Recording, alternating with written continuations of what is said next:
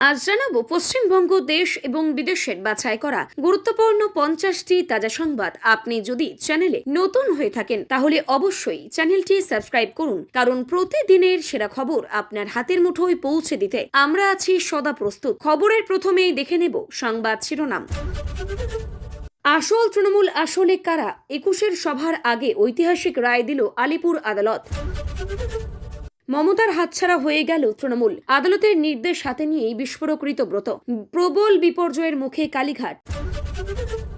ধর্ম সংকটে ধর্মতলা, বুকড গান্ধী মূর্তির পাদদেশ শহীদ মিনার চত্বর। কোথায় 21শে জুলাই পালন? প্রধান বক্তা মমতা ব্যানার্জির।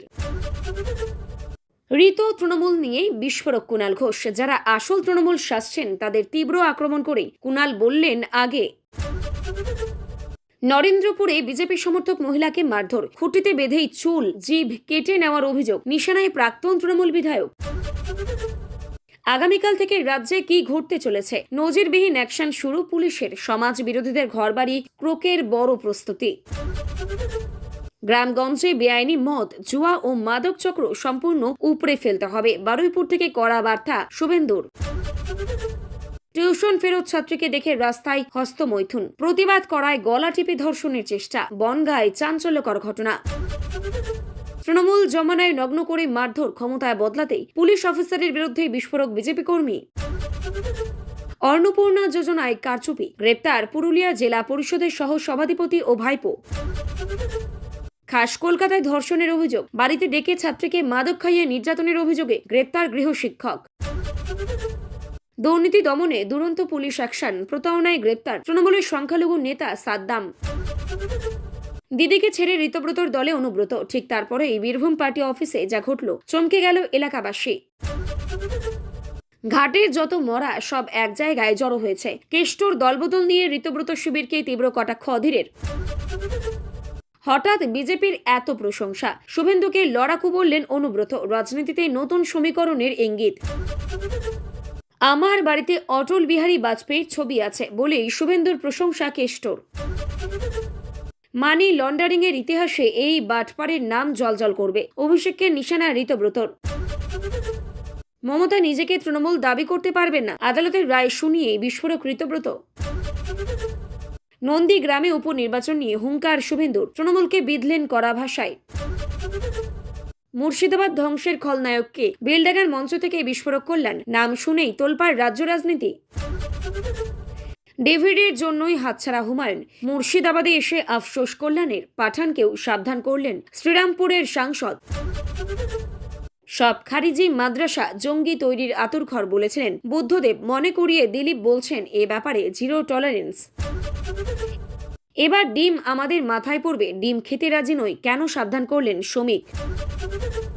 যে কমিটিতেই থাকুন নির্মল ঘোষ গ্রেপ্তার হবেন, সাফ কথা অর্জুন সিং এর।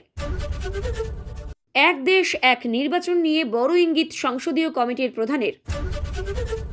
শান্তিতে থাকতে তৃণমূল নেতাকে দিতে হবে 1 কোটি টাকা, বিজেপি যুবনেতার দাবিতেই পানিহাটিতে তোলপাড়।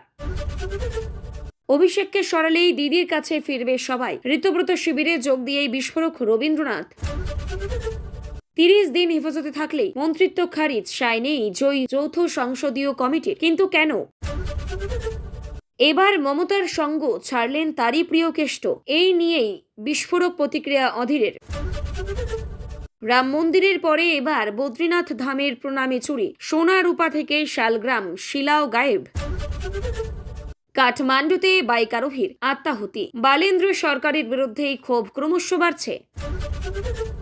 7 বছর ধরে আবাসের নামে টাকা ফাঁস হতেই যা করলেন গ্রামের মহিলারা। আবার বন্ধ হরমুজ প্রণালী, একতরফা চুক্তির দিন শেষ, আমেরিকাকে কড়া হুঁশিয়ারি ইরানের। ইউসিসি হবে, কেউ আটকাতে পারবে না, বড় কথা বললেন শ্রমিক ভট্টাচার্য। রেস্তোরাঁয় তৃণমূল বিজেপি যুব নেতার বৈঠক, তারপর যা ঘটল তাতেই তোলপাড়। সোমবার রাজ্যসভার মনোনয়ন জমা দিচ্ছেন বিজেপির সুখেন্দু সুস্মিতা প্রকাশ, থাকতে পারেন মুখ্যমন্ত্রীও। কি কথা বলার আছে, আসল নকল দোটানা শেষেই আর মুখ নন মমতা, মুখপাত্র শান্তনু সন্দীপনরা বলবেন কার কথা। বারুইপুর কাণ্ডে বিরাট মোড়, তৃতীয়বারের জন্য বদল আয়ো, কোন পথে তদন্ত। ধর্মতলা নয় শহীদ সমাবেশের জন্য কলকাতা চলোর ডাক কালীঘাট তৃণমূলের। মমতা নিজেকে তৃণমূল দাবি করতে পারবেন না, আদালতের রায় শুনিয়েই বিস্ফোরক ঋতব্রত। মন্দিরের অনুদান চুরিতেই তোলপাড়, সিসিটিভি ফুটেজে এলো চাঞ্চল্যকর তথ্য। আগামীকাল সুপ্রিম কোর্টের নজরে অযোধ্যা কাণ্ড। সুখেন্দু সুস্মিতাদের কেন রাজ্যসভার টিকিট দিল বিজেপি, 3টি ব্যাখ্যা দিলেন দিলীপ ঘোষ। আর্জেন্টিনা সেমিফাইনালে আলভারেজের গোলেই উপস্থিত ঋদ্ধি, রেফারির সিদ্ধান্তে ক্ষুব্ধ রাজা। ভারতে বাংলাদেশিদের রাখার জন্য তৃণমূল নেতা কি করেছিলেন জানলে চমকে যাবেন। যতই পরিকল্পনা করুক 21শে জুলাই লোক হবে না, মুখ্যমন্ত্রীকে বলতে হবে শিয়ালদাতে ব্যারিকেড করে দিন। হাসিনাকে প্রত্যর্পণ অথবা পুশব্যাক করতেই হবে ভারত সরকারকে, সাফ জানালো বাংলাদেশের চিফ প্রসিকিউটর। ব্রাহ্মণবাড়িয়ার নবীনগড়ে হিন্দু বধূকে অপহরণ ও বন্দি করেই 3 দিন ধরে ধর্ষণ, জামাত ইসলামী বিষয়টি ধামাচাপা দেওয়ার চেষ্টা করছে বলেও অভিযোগ। লড়াইয়ের লোক পাবে না কালীঘাট ও নতুন তৃণমূল, নন্দীগ্রামের প্রার্থী নিয়ে দুই পক্ষকে চ্যালেঞ্জ শুভেন্দুর। ডিউটি আওয়ার্সে প্রাইভেট প্র্যাকটিস নয়, সপ্তাহে 96 ঘন্টা ডিউটি না পোষালে চাকরি ছেড়ে দিন, সরকারি হাসপাতালের চিকিৎসকদের করা বার্তা স্বাস্থ্যমন্ত্রীর। বিধানসভা ভোটে জয়ের পর কলকাতায় মেগা স্ট্র্যাটেজি বৈঠক বিজেপির, 19শে জুলাই রাজ্য সফরে অমিত শাহ। 21শে জুলাই শহীদ দিবস কংগ্রেসের হাইজ্যাক করছেন মমতা, বিস্ফোরক দিলীপ ঘোষ। 21শে জুলাইয়ের সভার অনুমতি পেলেন ঋতব্রত, ব্যাকফুটে কালীঘাট শিবির। চাকরি বিক্রির কোটি কোটি টাকা গেল রেস্টুরেন্টের ক্যাশ বাক্সেই, সুজিত বসুর কুকীর্তি ফাঁস করল ইডি। খুনিদের সঙ্গে বসে চা খাবো না, বৈঠক ছেড়েই কেন বেরিয়ে এলেন বিজেপি বিধায়ক। অমিত শাহকে নিয়ে নোংরা মন্তব্য, বিজেপি মোর্চার লিখিত অভিযোগে গ্রেপ্তার কন্টেন্ট ক্রিয়েটর। অন্নপূর্ণা যোজনার টাকা পেতে আর চিন্তা নেই, আবেদন সংশোধনের সুযোগ ও ভেরিফিকেশন নিয়ে বড় আপডেট। পেট্রোলে মেশানো হচ্ছে জল, একের পর এক বাইক বন্ধ হতেই ক্ষোভে ফেটে পড়লেন চালকরা। জুলাইয়ের বৃষ্টিতে ভাসবে বাংলা, দক্ষিণবঙ্গের জন্য জারি নতুন ওয়েদার অ্যালার্ট। এতক্ষণ শুনছিলাম সংবাদ শিরোনাম, এবার আসছে বিস্তারিত খবরে। এর আগে একটি ছোট্ট রিকোয়েস্ট, আপনি যদি এই চ্যানেলে নতুন হয়ে থাকেন তাহলে চ্যানেলটিকে অবশ্যই সাবস্ক্রাইব করুন। তৃণমূল কংগ্রেসের অভ্যন্তরীণ রাজনৈতিক সমীকরণ নিয়ে রাজ্য রাজনীতিতে নতুন করে জোর চর্চা শুরু হয়েছে। আদালতের সাম্প্রতিক কিছু পর্যবেক্ষণ এবং আইনি প্রক্রিয়াকে কেন্দ্র করে ঋতব্রত বন্দ্যোপাধ্যায় শিবির নিজেদের অবস্থান আরও জোরালোভাবে তুলে ধরতে শুরু করেছে বলেও রাজনৈতিক মহলের দাবি। তাদের বক্তব্য, দলীয় সংগঠন, প্রতীক এবং সাংগঠনিক অধিকার নিয়েই আইনি ও সাংবিধানিক প্রক্রিয়ার মধ্যে দিয়ে চূড়ান্ত সিদ্ধান্ত হওয়া উচিত। অন্যদিকে কালীঘাট শিবিরের তরফে দাবি করা হয়েছে, তৃণমূল কংগ্রেস সংগঠন নেতৃত্ব এবং কর্মী ভিত্তি এখন অটুট রয়েছে, কোনো রাজনৈতিক জল্পনায় সেই বাস্তবকে বদলাতে পারবে না। তবে আদালতের সাম্প্রতিক নির্দেশ এবং রাজনৈতিক পাল্টা অবস্থানকে কেন্দ্র করে দুই পক্ষের মধ্যে উত্তেজনা আরও বেড়েছে। রাজনৈতিক পর্যবেক্ষকদের মতে আগামী কয়েক সপ্তাহে এই সংঘাত রাজ্যের রাজনীতিতে আরও বড় প্রভাব ফেলতে পারে। 21শে জুলাইয়ের কর্মসূচিকে কেন্দ্র করে কলকাতার রাজনৈতিক আবহ ক্রমশ উত্তপ্ত হয়ে উঠছে। শহরে গুরুত্বপূর্ণ একাধিক স্থান আগাম বুকিং হয়ে যাওয়ায় কোথাও কোনো রাজনৈতিক শিবির তাদের কর্মসূচি পালন করবে তা নিয়ে জোর জল্পনা শুরু হয়েছে। বিশেষ করে গান্ধী মূর্তির পাদদেশ, শহীদ মিনার চত্বর এবং ধর্মতলা এলাকার বিভিন্ন অংশকে ঘিরেই প্রশাসনিক প্রস্তুতি ইতিমধ্যে শুরু হয়েছে। প্রাক্তন মুখ্যমন্ত্রীকেই প্রধান বক্তা করে একটি বড় কর্মসূচির পরিকল্পনা রয়েছে বলেও রাজনৈতিক মহলে আলোচনা চলছে। অন্যদিকে অন্য শিবিরগুলিও নিজেদের শক্তি প্রদর্শনের জন্য বড় জমায়েতের প্রস্তুতি শুরু করেছে। কলকাতা পুলিশের সামনে এখন সবচেয়ে বড় চ্যালেঞ্জ হলো আইন শৃঙ্খলা বজায় রাখা এবং একই দিনে একাধিক বড় রাজনৈতিক কর্মসূচিকে শান্তিপূর্ণভাবে সম্পন্ন করা। ফলে 21শে জুলাইয়ের আগে থেকেই শহরের রাজনৈতিক উত্তাপ অনেকটাই বেড়ে গিয়েছে। ঋতব্রত বন্দ্যোপাধ্যায়ের নেতৃত্বাধীন শিবিরকে ঘিরে কুণাল ঘোষের মন্তব্য নতুন করে রাজনৈতিক বিতর্ক জন্ম দিয়েছে। তিনি দাবি করেছেন, শুধুমাত্র দাবি করলে কোনো রাজনৈতিক দল বা শিবির নিজেদেরকেই প্রকৃত উত্তরাধিকার হিসেবেই প্রতিষ্ঠা করতে পারে না। তার বক্তব্য, দীর্ঘদিন ধরে রাজনৈতিক সংগ্রাম এবং সংগঠন এবং মানুষের সমর্থনের মাধ্যমেই প্রকৃত রাজনৈতিক পরিচয় তৈরি হয়। তিনি আরও বলেন, কোনো নতুন রাজনৈতিক অবস্থান গ্রহণের আগেই সংশ্লিষ্ট নেতাদের নিজেদের অতীত রাজনৈতিক ভূমিকা এবং অবস্থান সম্পর্কে স্পষ্ট বক্তব্য রাখা উচিত। এই মন্তব্যের পর দুই শিবিরের মধ্যে নতুন করে বাগযুদ্ধ শুরু হয়েছে। রাজনৈতিক পর্যবেক্ষকদের মতে আগামী দিনে এই বিরোধ আরও তীব্র হতে পারে এবং তার রাজ্যে বৃহত্তর রাজনৈতিক সমীকরণেও প্রভাব ফেলতে পারে। বারুইপুর সফরে সিএম শুভেন্দু অধিকারী আইন শৃঙ্খলা পরিস্থিতি এবং সমাজ বিরোধী কার্যকলাপের বিরুদ্ধে কঠোর অবস্থান নেওয়ার বার্তা দিয়েছেন বলেও জানা গিয়েছে। তার বক্তব্য, গ্রামাঞ্চল এবং শহরতলির বিভিন্ন এলাকায় বেআইনি মদের ব্যবসা, জুয়া এবং মাদক চক্রের বিরুদ্ধে প্রশাসনকে আরও সক্রিয় ভূমিকা নিতে হবে। তিনি স্পষ্টভাবেই জানান, সাধারণ মানুষের নিরাপত্তা এবং সমাজের শান্তি বজায় রাখতেই এই ধরনের অপরাধ চক্রকেই সম্পূর্ণভাবে নির্মূল করা প্রয়োজন। তার বক্তব্যের পর প্রশাসনিক মহলে বিষয়টি নিয়ে আলোচনা শুরু হয়েছে। রাজনৈতিক মহলের মতে আইন শৃঙ্খলা এবং অপরাধ দমন আগামী দিনের রাজনীতিতে বড় অন্যতম ইস্যু হয়ে উঠতে পারে। বিভিন্ন এলাকায় পুলিশি নজরদারি বাড়ানোর পাশাপাশি স্থানীয় প্রশাসনকেও আরও সক্রিয় হওয়ার পরামর্শ দেওয়া হয়েছে। অন্নপূর্ণা যোজনাকে কেন্দ্র করে আর্থিক অনিয়মের অভিযোগ সামনে আসার পর পুরুলিয়ায় বড় প্রশাসনিক পদক্ষেপ নেওয়া হয়েছে। তদন্তকারী সংস্থার দাবি, প্রকল্প অর্থ বন্টন এবং উপভোক্তাদের তালিকা তৈরির ক্ষেত্রে একাধিক অসঙ্গতি তথ্য সামনে আসতে চলেছে। সেই অভিযোগের ভিত্তিতে জেলা পরিষদের এক পদাধিকারী এবং তার এক আত্মীয়কে গ্রেপ্তার করা হয়েছে বলেও জানা গিয়েছে। তদন্তকারীরা এখন ব্যাংক লেনদেন, সরকারি নথি এবং প্রকল্প সংক্রান্ত কাগজপত্র খতিয়ে দেখছেন। প্রশাসনের দাবি, সরকারি প্রকল্পের টাকা প্রকৃত উপভোক্তাদের কাছে পৌঁছানো নিশ্চিত করাই সরকারের মূল লক্ষ্য বলে কোনো ধরনের দুর্নীতি বা কারচুপি বরদাস্ত করা হবে না। এই ঘটনাকে কেন্দ্র করে জেলা জুড়ে রাজনৈতিক উত্তেজনা তৈরি হয়েছে এবং বিরোধী শিবির বিষয়টি নিয়ে সরব হয়েছে। কলকাতায় এক ছাত্রীকে নিয়ে গুরুতর অপরাধের অভিযোগ সামনে আসার পর এলাকায় ব্যাপক চাঞ্চল্যের সৃষ্টি হয়েছে। অভিযোগ অনুযায়ী এক গৃহ শিক্ষক পড়ানোর নাম করে এই ছাত্রীকে বাড়িতে ডেকে পাঠান এবং তার বিরুদ্ধে গুরুতর অপরাধের অভিযোগ ওঠে। পরিবারের অভিযোগের ভিত্তিতেই পুলিশ দ্রুত তদন্ত করে এবং অভিযুক্তকে গ্রেপ্তার করা হয়েছে বলেও জানা গিয়েছে। পুলিশ ইতিমধ্যে আক্রান্তের বয়ান, চিকিৎসা সংক্রান্ত রিপোর্ট এবং অন্যান্য প্রমাণ সংগ্রহের কাজও শুরু করেছে। এই ঘটনাকে কেন্দ্র করেই শিশু ও মহিলাদের নিরাপত্তা নিয়ে নতুন করে উদ্বেগ তৈরি হয়েছে। সমাজের বিভিন্ন মহল থেকে দ্রুত বিচার এবং কঠোর শাস্তির দাবি উঠেছে। তদন্তকারী সংস্থা জানিয়েছে, মামলার প্রতিটি দিক গুরুত্ব সহকারে খতিয়ে দেখা হচ্ছে এবং কোনোভাবেই অপরাধীকেই ছাড় দেওয়া হবে না। বীরভূমের রাজনীতিতে আবারও অনুব্রত মণ্ডলকে ঘিরে জল্পনা তুঙ্গে উঠেছে। বিভিন্ন রাজনৈতিক সূত্রের দাবি, ঋতব্রত বন্দ্যোপাধ্যায় শিবিরের সঙ্গে তার ঘনিষ্ঠতা বাড়ছে এবং ভবিষ্যতে তাকে গুরুত্বপূর্ণ সাংগঠনিক দায়িত্ব দেওয়া হতে পারে। যদিও এখনো পর্যন্ত এই বিষয়ে কোনো আনুষ্ঠানিক ঘোষণা করা হয়নি, তবুও রাজনৈতিক মহলে বিষয়টি নিয়ে ব্যাপক আলোচনা চলছে। এর মধ্যেই বীরভূমের একটি দলীয় কার্যালয়কে ঘিরে কিছু অস্বাভাবিক পরিস্থিতির খবর সামনে এসেছে, যা নতুন জল্পনাকে আরও বাড়িয়ে দিয়েছে। রাজনৈতিক পর্যবেক্ষকদের মতে, বীরভূমের রাজনীতি যখন দীর্ঘদিন ধরেই রাজ্যের অন্যতম গুরুত্বপূর্ণ কেন্দ্র এবং সেখানে যে কোনো পরিবর্তন বৃহত্তর রাজনৈতিক সমীকরণেও প্রভাব ফেলতে পারে। তাই আগামী কয়েক সপ্তাহে এই বিষয়ে আরও বড় রাজনৈতিক বার্তা সামনে আসতে পারে বলে মনে করা হচ্ছে। বীরভূমের রাজনীতিকে ঘিরেই সাম্প্রতিক সময়ে যে নতুন সমীকরণের জল্পনা তৈরি হয়েছে তা নিয়েই রাজ্য রাজনীতিতে ব্যাপক আলোচনা শুরু হয়েছে। অনুব্রত মণ্ডলকে ঘিরে বিভিন্ন রাজনৈতিক শিবিরে যে জল্পনা ছড়িয়েছে, সেই প্রসঙ্গেই কংগ্রেসের নেতা অধীর রঞ্জন চৌধুরী তীব্র কটাক্ষ করেন। তার বক্তব্য, বিভিন্ন রাজনৈতিক দল থেকে বিচ্ছিন্ন বা বিতর্কিত ব্যক্তিদের একত্রিত করেও কোনো শক্তিশালী রাজনৈতিক বিকল্প তৈরি করা সহজ নয়। তিনি আরও দাবি করেন, শুধুমাত্র নেতৃত্বের পরিবর্তন বা দলবদল রাজ্যের রাজনৈতিক বাস্তবতাকেই বদলে দিতে পারে না।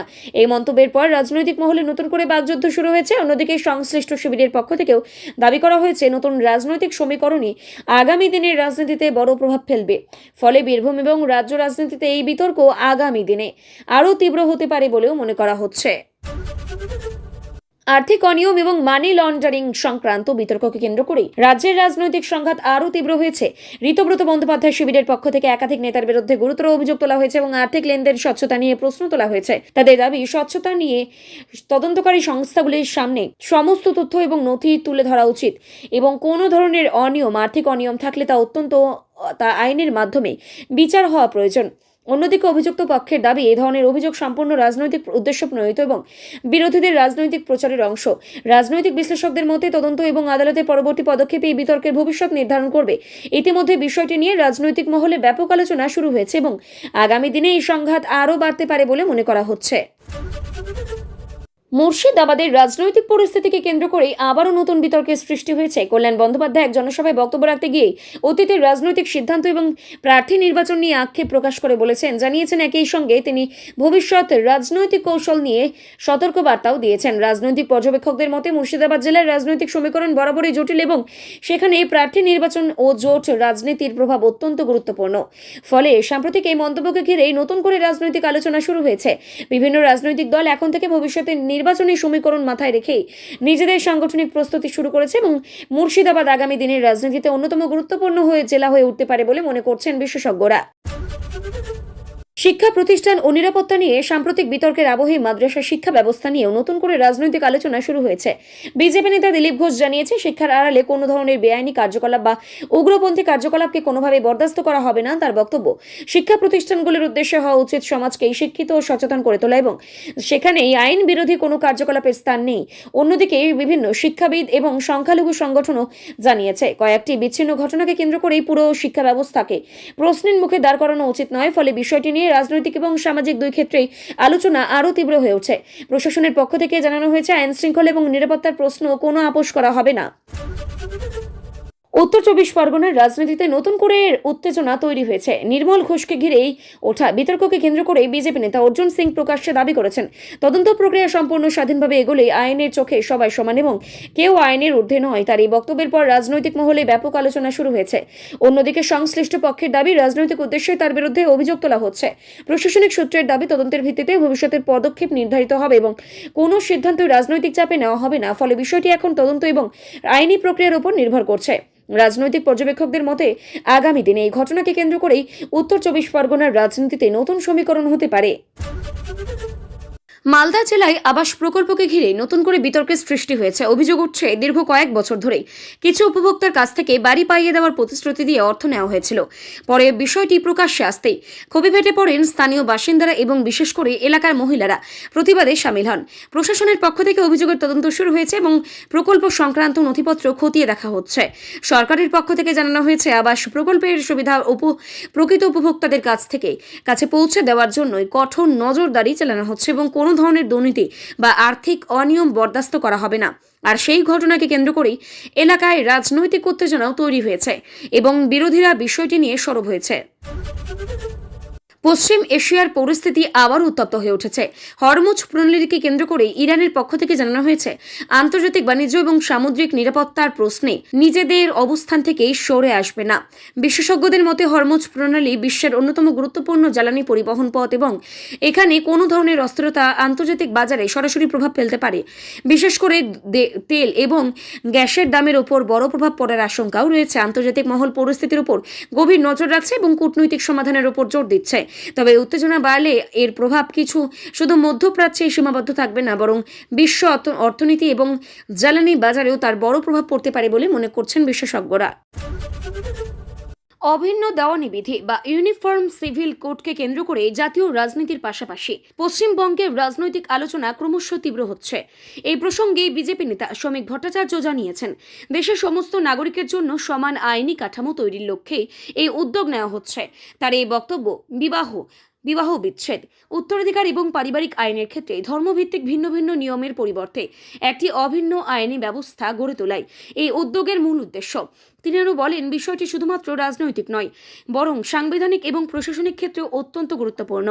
অন্যদিকে রাজনৈতিক প্রশাসনিক ক্ষেত্রেও বিরোধী রাজনৈতিক দলগুলির একাংশের অভিযোগ, এই ধরনের উদ্যোগ দেশের বৈচিত্র্য এবং বিভিন্ন সম্প্রদায়ের নিজস্ব ব্যক্তিগত আইনের ওপর প্রভাব ফেলতে পারে। ফলে বিষয়টি নিয়ে জাতীয় স্তরের পাশাপাশি রাজ্য রাজনীতিতেও তীব্র বিতর্ক শুরু হয়েছে এবং আগামী দিনে এই আলোচনা আরও জোরদার হওয়ার সম্ভাবনা রয়েছে। রাজ্যসভার আসনকে কেন্দ্র করেই রাজ্যের রাজনৈতিক মহলে নতুন করে জল্পনা শুরু হয়েছে। বিজেপির তরফে সুখেন্দু শেখর রায়, সুস্মিতা দেব এবং প্রকাশের মতো নেতাদের নাম নিয়ে আলোচনা শুরু হয়েছে বলেই জানা গিয়েছে। রাজনৈতিক মহলের মতে এই মনোনয়ন শুধুমাত্র সাংসদ নির্বাচন নয়, বরং আগামী দিনের রাজনৈতিক বার্তা দেওয়ার ক্ষেত্রে গুরুত্বপূর্ণ হতে পারে।